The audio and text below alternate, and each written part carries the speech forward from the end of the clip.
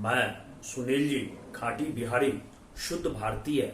आप बिहार के तमाम छात्रगण जो कि 10वीं कक्षा में अध्ययनरत हैं, उनके लिए पुनः एक लाजवाब, रोचक, ज्ञानवर्धक और परीक्षा का उपयोगी जानकारी आपके सामने प्रस्तुत कर रहा हूं। और भूगोल के विषय से वन और संसाधन, जिसका पहला भाग मैंने आपको पूर्व में बता दिया, इसके दूसरे भाग और इस भाग में समाप्ति हो जाएंगे। और अब एक तरह से 10वां का भूगोल समाप्ति के निकट पहुंच गए। इसके बाद एक मानचित्र चैप्टर है, उसकी भी मैं आपको लेक्चर सीरीज दे दूंगा। और उसके बाद आपका प्रबंधन से संबंधित है, जिससे बहुत कम प्रश्न आते हैं। लेकिन इससे पहले मैं आपसे यह आग्रह करूंगा कि भैया ये सुनील जी खाटी बिहारी यूट्यूब चैनल तुम्हारा अपना चैनल है, लाइक करो, सब्सक्राइब करो, फ्री है, कोई शुल्क नहीं। जब तक 80% से अधिक नंबर नहीं आवेगा मैं चैन से नहीं बैठने वाला हूं, कोई शुल्क नहीं लग रहा है। आओ भैया, यह मैं शुरुआत कर रहा हूं, बाद में मैं आपको ऑब्जेक्टिव भी बतलाऊंगा। तो इसमें गंडक नदी घाटी परियोजना, ये गंडक नदी घाटी परियोजना ये उत्तर बिहार की संयुक्त परियोजना थी। संयुक्त परियोजना कहते हैं कि ये इसमें राज्यों के बीच मिलकर के, या एक राज्य हो कोई दूसरे देश से यदि नदी आ रही है उससे मिलकर के, तो ये संयुक्त परियोजना है। या दो देश के ही बीच मिलकर के परियोजना, इसलिए इसको संयुक्त कहा जाता है, मिलकर के। तो यहां पर हम लोग देखते हैं कि भारत और नेपाल के सहयोग से ये परियोजना स्थापित की गई और वाल्मीकि नगर में शुरू की गई। तो वाल्मीकि नगर आप चले जाएगा तो पश्चिम चंपारण की तरफ चले जाएगा तो उधर ही वाल्मीकि नगर पड़ता है। वाल्मीकि बाघ परियोजना आप सुने होगा, बिहार में बहुत महत्वपूर्ण बाघ परियोजना है। वहां पर बाघ के संरक्षण के लिए भी स्थापित किया गया है।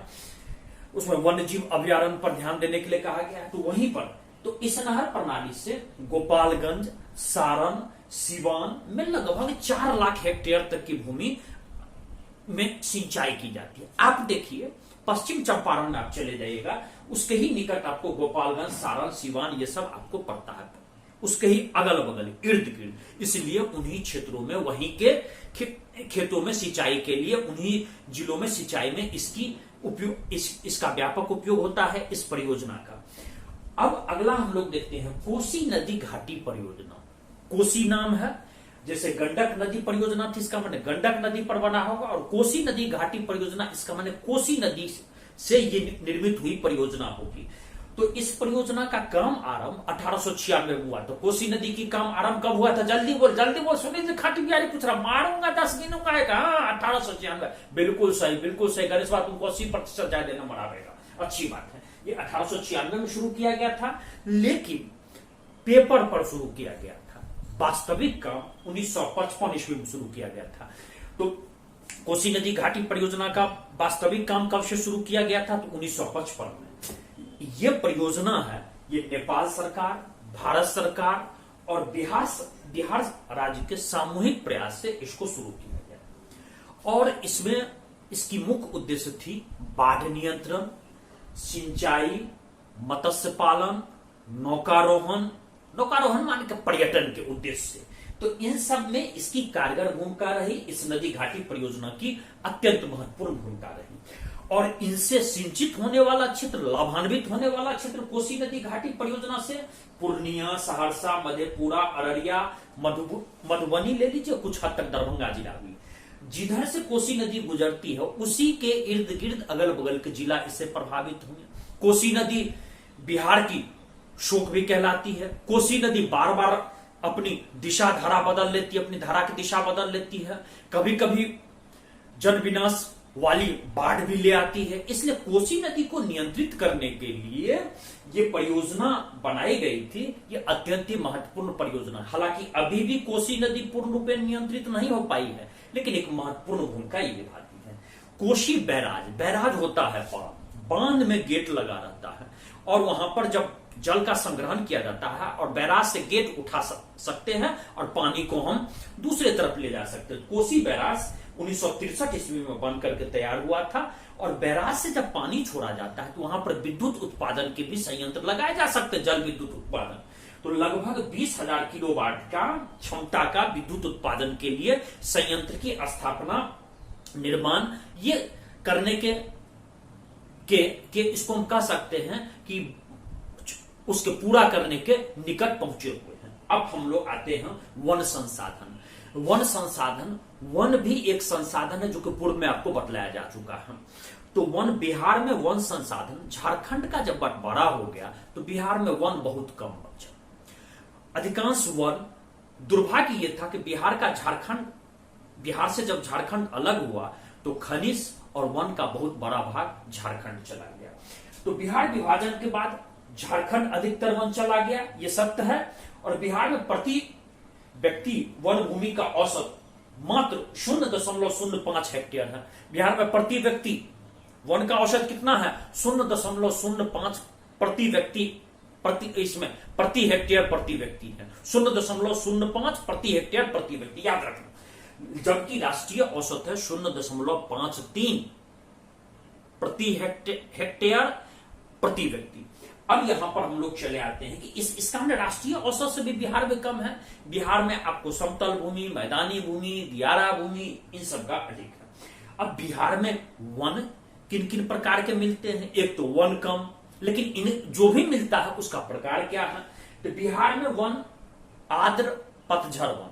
पतझड़ हुआ, आर्द्र मीन्स की इसमें आर्द्रता अधिक रहेगी, बारिश भी होती है लेकिन सूखा ज्यादा रहता है, अधिक दिन बारिश मुक्त रहता है। और बारिश आती है उसमें आर्द्रता, मॉइस्चर।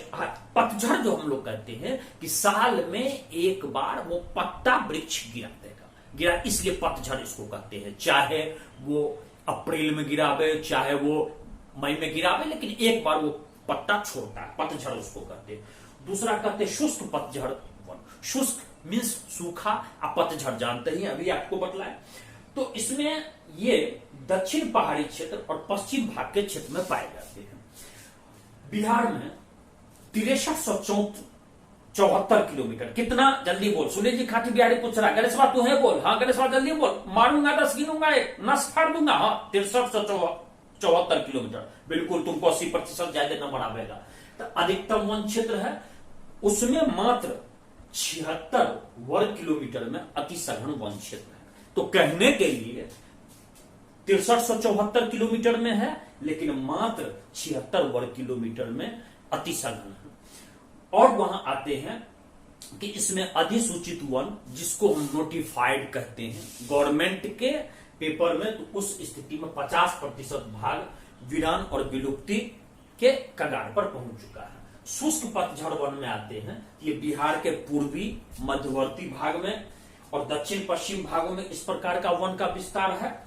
आर्द्र पतझड़ वन, शुष्क पतझड़ वन का 125 सेंटीमीटर वर्षा वाले क्षेत्र में ये आपको वन मिलता है। पलाश, खैर, मान लीजिए इसको हम कह सकते हैं कि इस प्रकार के वन में बैर, इसके बाद बहेरा, पलाश, महुआ, अमलतास, शीशम, नीम, हर्रे, इन सब के वृक्ष आपको ज्यादा मिलते हैं। खैर भी कह सकते हैं। मैदानी भाग में चले आइएगा, दियारा क्षेत्र में आइएगा तो प्राकृतिक वन का बिल्कुल अभाव है। आप चले आइए मैदानी भाग में, तो इसमें गंगा के तटीय क्षेत्र में, तो उसमें वन नहीं के बराबर मिलेगा। फिर पश्चिम चंपारण, कैमूर, बांका, जमुई, गया, मुंगेर, इन सब तरफ क्षेत्र में वन, पहाड़ी क्षेत्र में वन का विस्तार है। अब वन और वन्य जीवों का संरक्षण, वन का संरक्षण आवश्यक है। वन हम वृक्षारोपण करते हैं, वन इससे हमको कई फायदा होता है। पहला, क्लाइमेट, वातावरण ये संतुलित रहता है। दूसरा, मिट्टी का कटाव नहीं हो पाता है। तीसरा, बाढ़ नियंत्रण में भी भूमिका होती है। चौथा, इसमें हमको काष्ठ प्राप्त होता है। पांचवा, वन्य जीव का संरक्षण होता है। कई तरह के फायदा वन से होते हैं।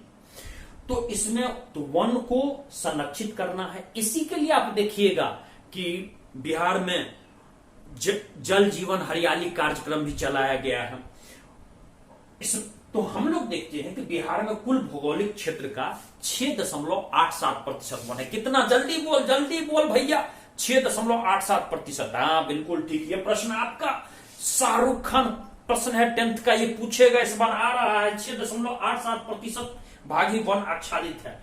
और इसमें कि वन के कैसे हम लोग बढ़ावे, वन की रक्षा करें, तो उसके लिए कुछ कार्य होनी चाहिए। वन के कटाई पर रोक लगाया जाना चाहिए।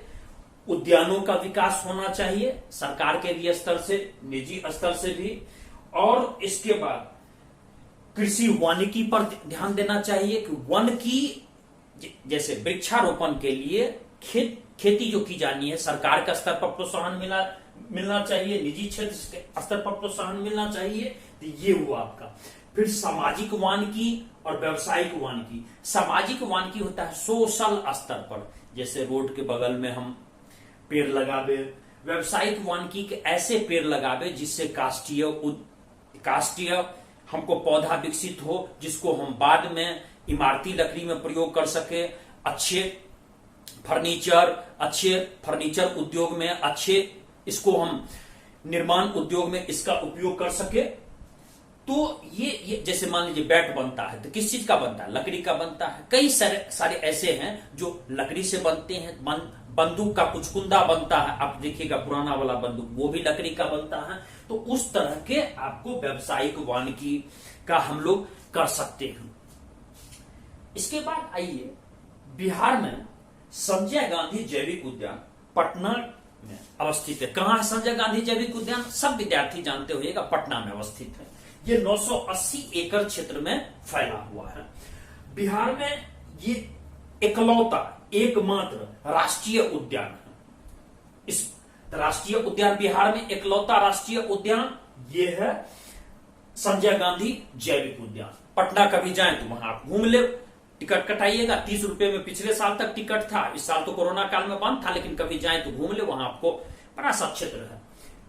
कांवर झील चले आइए। कांवर झील बेगूसराय जिला में जाइएगा तो मेघौल आपको अनुमंडल मिलेगा। मेघौल से एक रास्ता जाती है, वो कांवर झील की तरफ जाती है। वहां पर बहुत सारे प्रवासी पक्षी ये आते हैं, और ये रसिया से आते हैं, रूस से आते हैं, साइबेरिया से आते हैं, और कई रूस के अगल बगल देश से आते हैं। ठंडा के समय में ये चले आते हैं, फिर मार्च में चले जाते हैं, जिस समय यहां पर गर्मी पड़ने लगता है।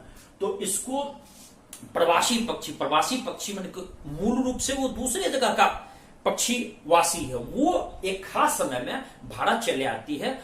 उनको अपने जीवन बचाव के लिए, प्रजनन के भी सुविधा के दृष्टिकोण से ये आती हैं।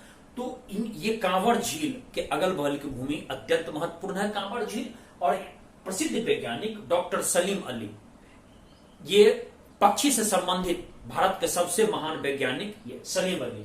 तो इन्होंने कांवर झील को पक्षियों का स्वर्ग कहा था। कांवर झील के अगल बगल बहुत बड़ा विशाल, जिसको कहते हैं चौर है, तो उसको पक्षियों का स्वर्ग बतलाया था। तो पक्षियों का स्वर्ग कौन है? तो कांवर झील के अगल बगल विशाल चौर का स्थान। इसका कांवर झील में लगभग 300 तरह के प्रजातियां का अध्ययन पक्षी का हम लोग कर सकते हैं। अब बिहार में वन्यजीव और वन्यजीव के प्राणियों का इस संरक्षण का ऐतिहासिक महत्व क्या है, ये सब आपको डिस्क्रिप्टिव में पूछा जा सकता है, वर्णनात्मक में।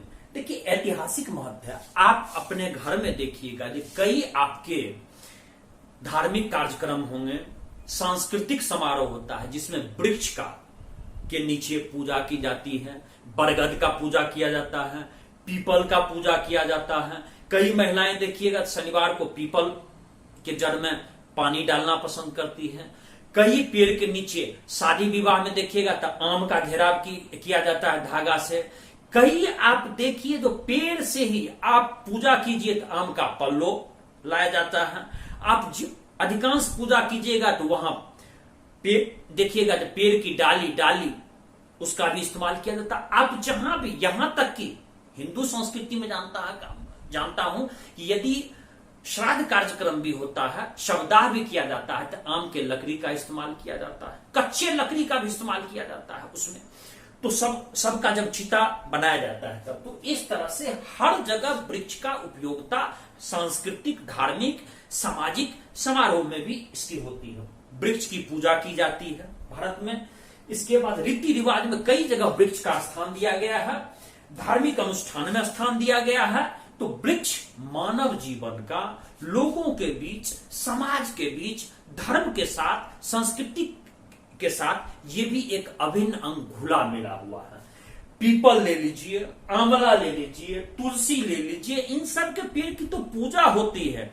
आंवला पेड़ के नीचे आप देखिएगा दिवाली के बाद एक दिन होता है भोजन बनाया जाता है। तुलसी, हर पूजा में तुलसी का पत्ता डाला जाता है। तुलसी वैसे भी निरोग करने के लिए, काया को निरोग करने में इसकी उपयोगिता होती है। फिर वन्य जीव प्राणी के बारे में जान लीजिए। आप देखिएगा जो अपने यहाँ चींटी, सांप, ग्रामीण भाषा में खिखीर होता है, यदि आप न सुने होगा, वो छिद्र में रहता है, उसको खिलाने की परंपरा है। सांप को दूध पिलाने की परंपरा है। धान का लावा देने की उसको परंपरा है। चींटी को खिलाया जाता है। इसके बाद देखिएगा पक्षियों को दाना दिया जाता है। ये सब संस्कृति में है यहाँ के लोगों में। इसके बाद दरभंगा के कुशेश्वर स्थान नाम है। कुशेश्वर स्थान कहाँ है? तो दरभंगा में, दरभंगा जिला में। वो कुशेश्वर स्थान भी अत्यंत महत्वपूर्ण। वहां पर भी प्रवासी पक्षी प्रत्येक वर्ष आते हैं। तो कुशेश्वर स्थान में कुछ सरकार को शिकायत मिली थी, यहाँ पक्षियों का अवैध ढंग से शिकार कर लिया जाता है। सरकार ने इसका रोक लगाया और ये कुशेश्वर स्थान भी अत्यंत महत्वपूर्ण। यहाँ एक भोले बाबा का बहुत बड़ा मंदिर है, घूमने योग्य मंदिर है, वहां देखने योग्य मंदिर है। लोग पूजा पाठ के लिए भी जाते हैं। और कुशेश्वर स्थान, और ये बाढ़ पीड़ित क्षेत्र भी है। तो कई स्वयं से, अच्छा, इसके लिए अब जल जीवन हरियाली आप लीजिए, या वृक्ष का अत्यधिक हो, जंगल बढ़े, वृक्ष बढ़े, वानिकी बढ़े, पेड़ अधिक लगाया जाए। इसके लिए कुछ स्वयं सेवी संस्था भी हैं जिनको सरकार भी मदद करती है, स्वयं अपने प्रयास से भी, जिसमें आपका प्रयास नाम ही है, तरु मित्र है, भागलपुर के मंदार का नेचर क्लब है। कई सारे ऐसे क्लब भी हैं जो ये कार्य करते हैं, रचनात्मक कार्य करते हैं। तो निश्चित ही ये इससे वृक्ष का बचाव होगा। वृक्ष इसकी उपस्थिति बढ़ेगी, जंगल ज्यादा मात्रा में फैलाव होगा और होना भी चाहिए। इस तरह से मैं सुनील जी खाटी बिहारी, बिहार के कृषि एवं वन संसाधन दूसरे भाग और को यही समाप्त कर रहा हूं, और ये आपको समाप्त भी हो गया। अब आपका एक चैप्टर मानचित्र बचा है। मानचित्र को बताने के बाद वो छोटा सा ही चैप्टर है, और इसके बाद आपका भूगोल का जो मेन पार्ट है वो समाप्त हो जाएगा। तब आपको आपदा प्रबंधन आता है, उससे कम ही प्रश्न पूछेगा, तो उसको भी मैं आपको बता दूंगा, और बाद में ऑब्जेक्टिव भी लाजवाब बतलाऊंगा। इसी के साथ मैं विदा हो रहा हूं, और जय बिहार, जय भारत।